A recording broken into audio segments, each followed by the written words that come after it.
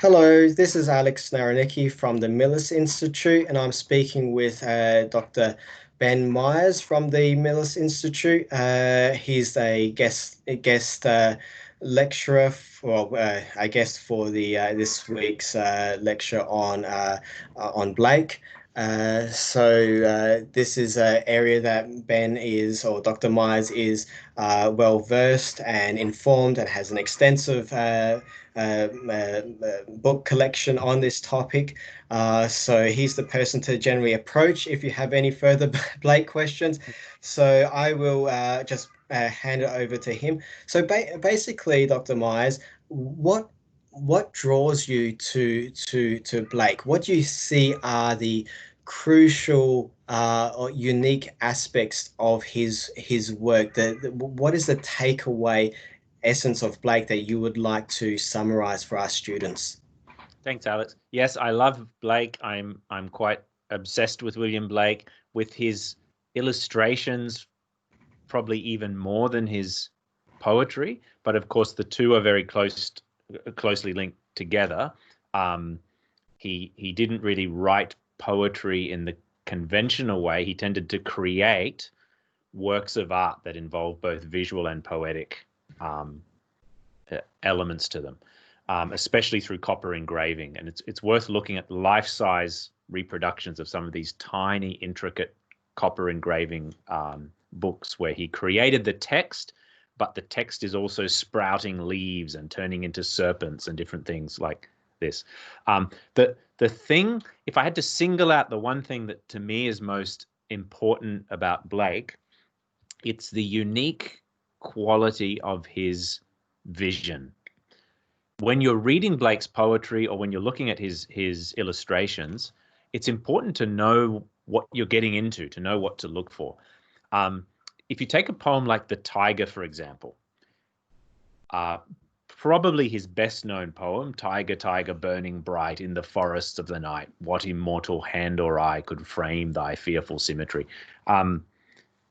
If you look in that poem for a realistic depiction of a particular type of big cat, you'll actually struggle to find even one detail that is realistically depicted. Famously, if you look at the picture of the tiger that he did to go with that poem, it doesn't look like it's drawn from life, if I can put it mildly. It's not a very realistic looking cat at all. If you look in that poem for a mere, let's say, a kind of romantic expression of feeling, again, you'll struggle to find it. What Blake really tries to do is to pull back the veil and to expose the inner essential nature of the tiger. Not just the tiger as you see it to the visible eye, but the tiger, you could almost say the tiger as it is seen by God, the tiger as it really exists, as a living being brought into being by God. And so notably in that poem, in order to depict the tiger, he goes right back to the first day of creation. When the stars threw down their spears and watered heaven with their tears, did he smile his work to see? Did he who made the lamb make thee? He goes back to the day of creation. In order to glimpse the essential nature of the tiger, he takes you back to the tiger's relationship to God. The poem ends up raising questions not just about the tiger, but about God. If the same divine being created the lamb, which is the poem paired with this one, right? Little lamb, who made thee? Dost thou know who made thee? And so on. A little children's nursery rhyme. If the same creator made the lamb and this awe-inspiring, sublime, massive, predatory cat, what does that tell us about God? What does that tell us about the kind of universe we inhabit? What does that tell us about the tiger? Maybe the tiger has no nice qualities, but maybe you don't need nice qualities in order to be part of God's creation. You see how what he's doing is sort of drilling, he's pulling back the veil. He's trying to drill past mere appearances in order to catch a glimpse of the essential nature of this being as it is known to God. as it really is.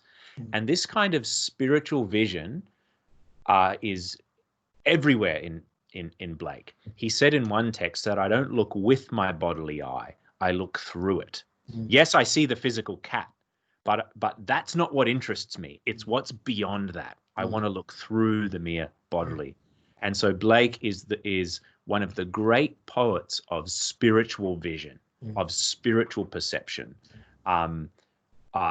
The furthest thing removed in the world from realism. And yet, it's not that he's just engaged in flights of fancy. I think in both his illustrations and his poetry,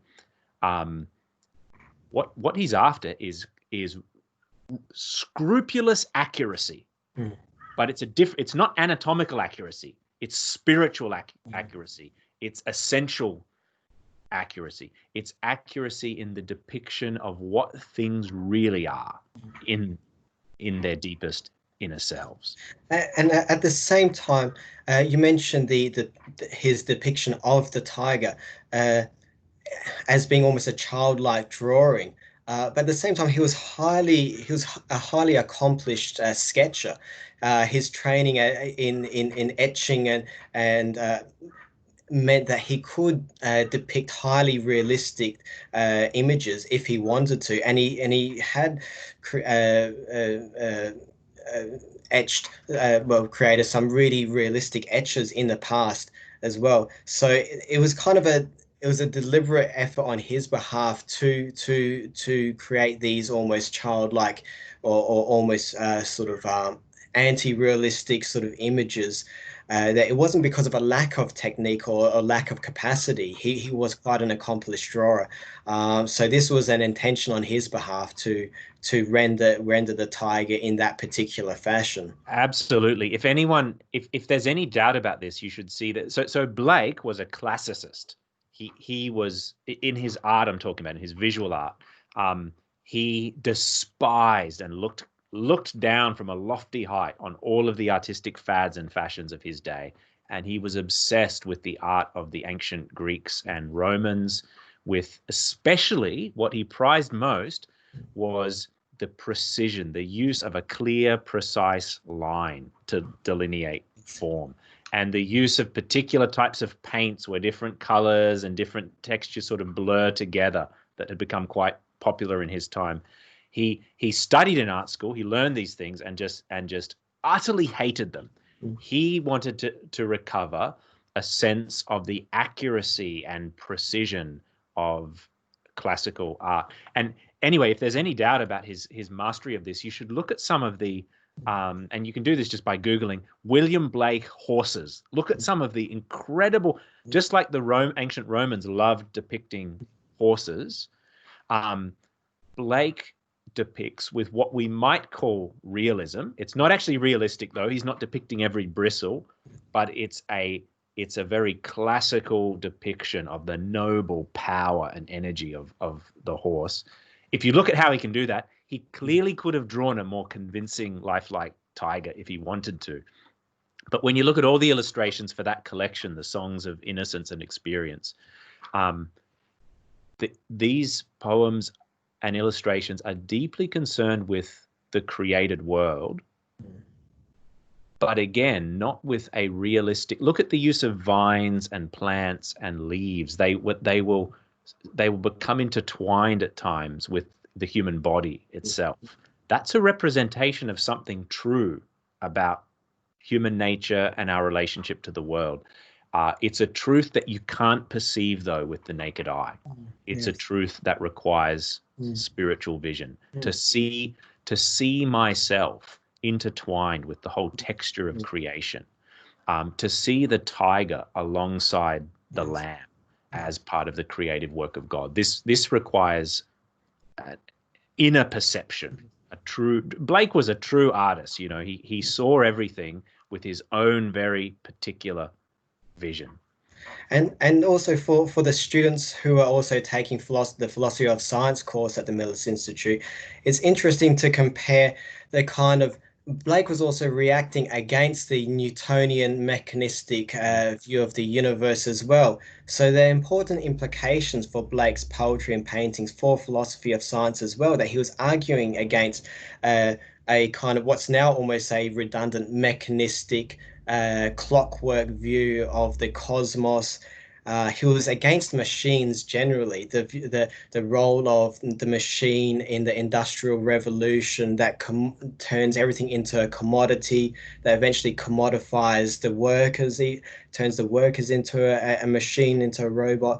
And the Newtonian clockwork universe that he saw as kind of being linked to that. So in that sense, he was kind of the the the science and philosophy of science that is uh, becoming more popular now, the sort of the post-Newtonian sort of more sort of uh, a view of a more sort of organic view of the cosmos that is in part of the scientific literature at the moment is something that Blake was almost getting at his time. So he was almost ahead of trends in cosmology, which I think is quite interesting. So in that sense, Blake isn't just a figure for literary scholars and people interested in studying literature, but he says something crucial to people interested in cosmology, interested in physics, interested in naturalism and the natural world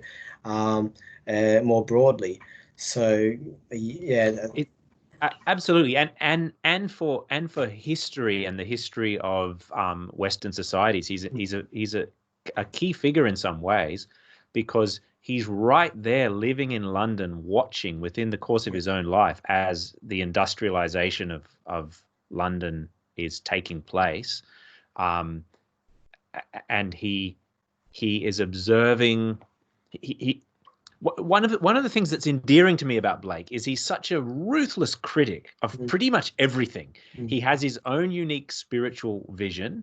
He reveres a few things: the Bible, Milton, Dante. We could come back to that as well. But he and some of the classic artists as well, visual artists. He has revered authorities, but his attachment to these ancient authorities gives him total freedom from the present. He's just not he's not captured by any ideology. He's not captured by anything. So he's a ruthless critic of industrialization. He's a ruthless critic of war and the militarization of the state. He's a ruthless critic, although he's a devout Christian, he's a ruthless critic of Christianity. More in the mode of one of the prophets, like the biblical prophets, Yes. who are the products of the faith of Israel, Yes. but their faith becomes so kind of pure and so transcendent that they now look down with horror and disgust on their own actual faith tradition. And they're able to criticize it and to correct it. Blake has a similar kind of attitude towards Prophetic, yes. Christianity. He some of his scathing comments on priests and comparing churches to graveyards of joys. The church is the place where you go to bury anything that brings you pleasure or joy. His whole there are so many things. He was living during a time of rapid social change, during a period of revolution, even in Europe. And the way he observes this world, the observations that he carries back, and I think the changes in the kind of the influence of Newton, the influence of mechanistic thinking about nature and so on. Again, the strange freedom with which he stands over against that and criticizes it and points towards a totally different way of thinking about life, a totally different way of thinking about nature and the human person. It's quite exhilarating. Okay. I think that's all we have time for at the moment. Can I say one? Can I say one more thing? Yep. I know you're trying to end. Yeah, sorry. Yep. I'll stop very soon, but you have got me on my favorite topic. Can I just make one more comment about Blake's authorities? Because I think this is really interesting as well. Just like with the tiger, he doesn't see it physically, but spiritually in its own essence. And he has a similar relationship to the Bible, to Milton, to Dante, to these great texts that tower over his imagination. He is very loyal in his allegiance to these texts, but not just because. So Milton's the biggest example. He is absolutely obsessed with Milton, with Paradise Lost. Not just because he thinks, well, Milton is a very great writer and I can learn the techniques of writing from Milton. Again, when he looks at Milton's Paradise Lost, he sees past the text into its kind of spiritual significance. In Blake's own long poem called Milton, we are introduced to the character of Milton, who is a spiritual being who exists in eternity. And then Milton one day descends from heaven like a comet. And as this comet named Milton crashes down to earth, it collides with Blake's heel, the heel of his foot. And the spirit of Milton enters Blake through his foot. And now Blake is inspired and filled with the spirit of prophecy. Like that, when you think of that, that's a pretty highfalutin way of saying, I read Milton and was inspired by him. But you see how Blake looks past that and gives an account of the spiritual essence, the spiritual significance of what has happened. Milton is like a divine being that has entered through my foot and taken possession of me and gives my own words, my own writing, a kind of divine power and divine authority. Blake has this is quite different from the rather cold way that we normally think about our literary traditions and inspirations as well. And this is important too, because when you see what Blake does with the Bible, when you see what he does with Milton, with Dante, he's both incredibly loyal to these traditions and authorities, and yet completely unconventional. He's never going to offer a kind of bland, I'm going to copy the way Milton did it. He's going to give you his own spiritual vision under the divine inspiration of these traditions that have captured him. So I think in both the way he writes about nature, the way he writes about society, and the way he talks about these texts and traditions that are important to him, you can see how he is more like a prophet, more like a spiritual visionary, willing to be martyred for the right to tell the truth as precisely as he can about the world as he sees it. I'll stop there, but there's some of the reasons why I love reading Blake. So basically, what you're indicating there is that Blake's creativity can't be explained and can't be reduced to his technical innovations or steps he made above his predecessors. That there's something something not technical that kind of in terms of his engagement with authors of the past, that something exceptional that you can't reduce his the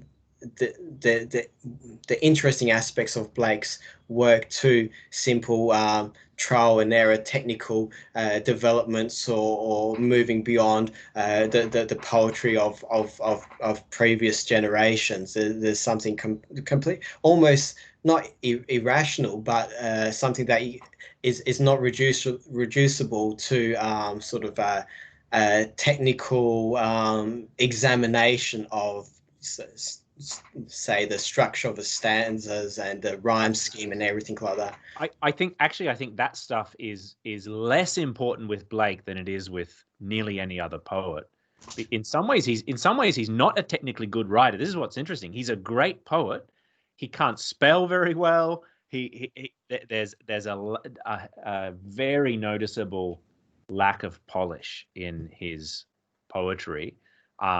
It's not like the poetry of Milton would be the extreme opposite, where it is, and Dante, they would actually be the two extreme opposites, where there is a technical perfection in almost every line.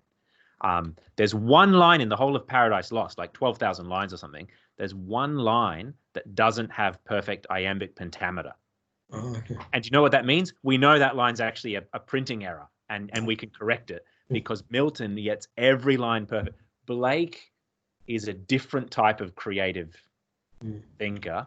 And the kind of precision he's after is not the technical precision of nice poetry. He actually doesn't care about that. It's the precision of a truthful vision of reality. Can I tell you my favorite quote from William Blake? This is not from one of his poems, but from a prose, one of his prose writings. And this relates to the scientific versus the spiritual vision of the world. What, you will ask, when the sun rises, do you not see a round disc of fire, somewhat like a guinea? That's a coin. So someone's asking, Blake, when you see the sun come up, don't you see a little round disc of fire about the size of a coin? Oh, no, no. I see an innumerable company of the heavenly host crying, holy, holy, holy is the Lord God Almighty. That's Blake. Now he's quoting the Bible there. You can see, you could say, okay, here's how he's been influenced by his sources. He's quoting the Bible there. But do you see how the vision is completely Blake's own? When someone like Newton sees the sun rising, they would have a scientific, mathematical, geometric way of talking about that. Blake sees the first day of creation, the heavenly beings crying out in the presence of God. And here's the question. That vision is not realistic, but is it actually more accurate, perhaps, than the scientific one? Blake thinks so.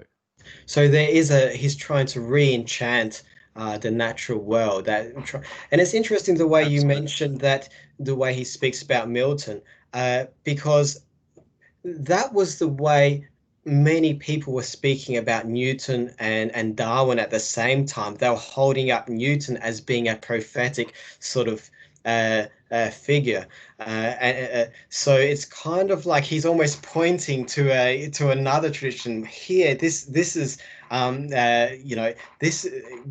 we should be looking more over here rather than over here. And in the long term, I mean, I think it's interesting to get a sense of, the longevity of Blake and his the way he can.